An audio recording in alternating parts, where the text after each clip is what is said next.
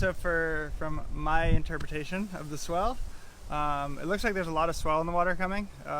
It's just the winds are a little bit funky. We've had a lot of these west winds lately, and I think the first day of the comp looks like southwest wind, and then it looks like there starts to get to be a more northerly swells. But for the first day, the swell actually looks pretty nice, like nice and west too.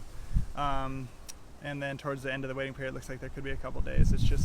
It's been funny this year where there's been a balance of, like, we've had these really good west swells, but there'll be an underlying north swell with it. And when there's that underlying north, it can really mess the swell up at pipe, making it super unpredictable and a lot of closeouts.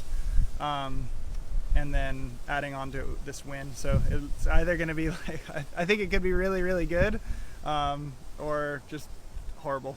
And then as for the sand, we've had so much west swell lately, it's pushed so much of the sand out of there, and as most people know, like, the sand has a big effect on the way the wave breaks at pipe.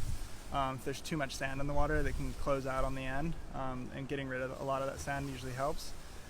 So the beach is really small right now, which is really good. But the only problem is that I think is that the beach is really steep. It's a lot steeper than it normally is, and so if the swell, I think if it's not like west enough, it can push backwash back out, also adding another factor and making it tricky. So pipe's a special wave. There's a lot of factors that go into it to get it really good, but yeah, we're set up pretty nicely for it right now. I think a lot of it has to do with, like, how these swells kind of come in.